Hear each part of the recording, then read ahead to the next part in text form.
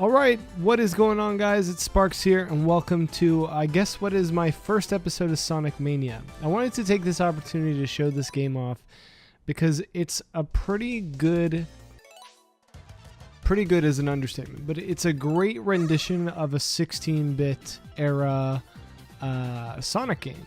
It's created as a collaboration between the Sonic community and Sega. There is a gentleman, I can't figure out his name off the top of my head right now, but he used to just make a ton of like Sonic ports. Actually, he helped Sega port some of the original titles to iOS, and when he successfully did that, they basically hired him to create an entirely new Sonic game. So they named it Sonic Mania, and this is what it is. This is the Nintendo Switch version. I wanted to show that off to you guys. And like most Sonic games, it starts off in Green Hill Zone 1. So let's get to it. So for this first episode, I'm just going to show off, I guess, the idea I was looking to do here is I want to show off the game and what it's all about, basically. And if you enjoy the game and you want to see more of this, then I'll be sure to put out more. But yeah, so for each zone there are 2 levels, which I don't think was the case previously. I think in previous games you had three levels, 3 zones per level, I guess is what you would call them. But most of everything mechanically is still the same. So you still have rings, you can still die if you don't have any more rings, and there are still like little secrets to get, stuff like this. And there's also these really cool, what do you call them?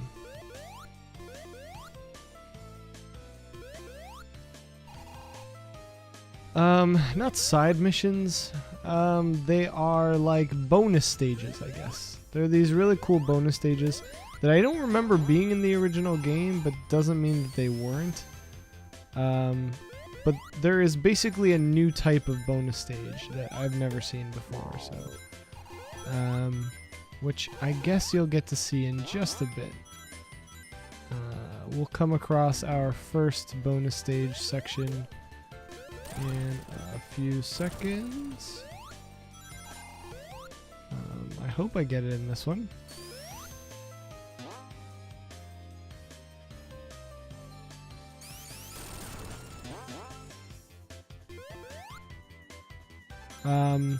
Yeah, the game overall is like, it's really amazing. It's really well done. It looks like basically like the original stuff, with a few more details, like all the backgrounds have been redone. Like there's new enemies, new levels. What else is there? Like new sub areas to these levels. Most stages have a boss, which is pretty cool. Yeah. So that was the first boss. And hopefully in the next level I'll be able to show off a bit more of like those side missions I keep talking about.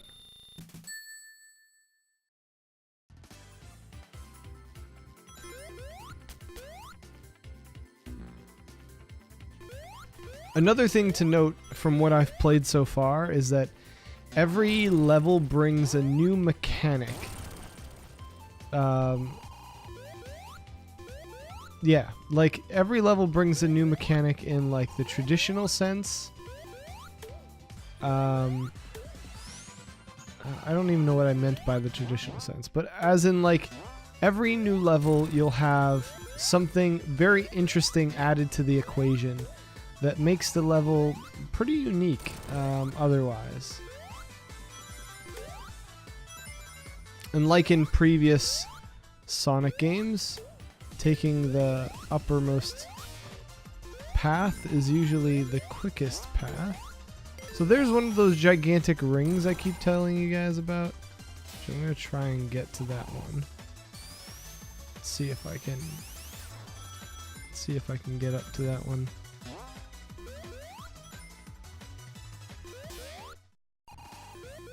Okay, we got the double jump. Alright, here's our first ring. So these are the side missions or the bonus missions. This is how you get Chaos Emerald. So this one is called Catch the UFO. They still have the vintage, you know, classic. Turn all the blue balls red and so forth. But the concept of this one is pretty straightforward. Rings are used to extend your time. And these little blue balls add to your meter up there. And what it does is gets you to go faster. So the key to this is collect the blue balls, collect rings so you're not running out of time. But catch up with the UFO and get the Chaos Emerald. And so I think I'm going to cut over here and we're gonna catch that Chaos Emerald. Quick time. So I got the Chaos Emerald because I cut in front of the UFO and it just basically came into me. Now, I have no recollection of what happens when you collect a bunch of Chaos Emeralds because, a little side note on myself, I never owned a Sega. A Sega was a thing that I got to play around with when I was at my cousin's house. He owned a Sega, I did not. And so I know of like what is it, Megasonic? I don't know, not Megasonic, Supersonic maybe. So maybe I'm just gonna make an assumption that what happens when you get all the Chaos Emeralds is you turn into Supersonic. But I do remember playing Sonic at my cousin's house and getting to like these interesting like tunnel levels with, I guess, Supersonic. But yeah, they were super fun. I would recommend this game to anybody who has that nostalgia. If you have nostalgia for Sonic, Sonic was the thing you grew up on, this game is legit.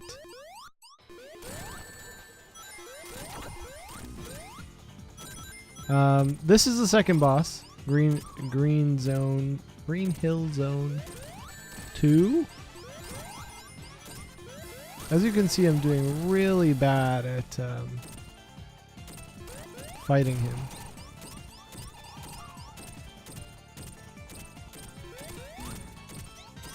I'm doing my best to hit him when the opportunity arises.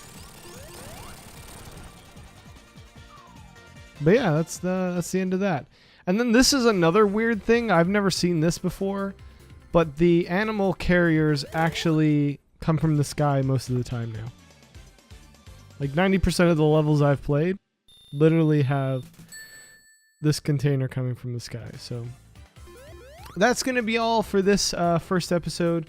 If you want to see more of Sonic Mania, just let me know in the comment section below. If you want to know when I post new videos, you can use the bell below will notify you when I post a new video. But yeah, thank you guys for watching. Until next time, peace out.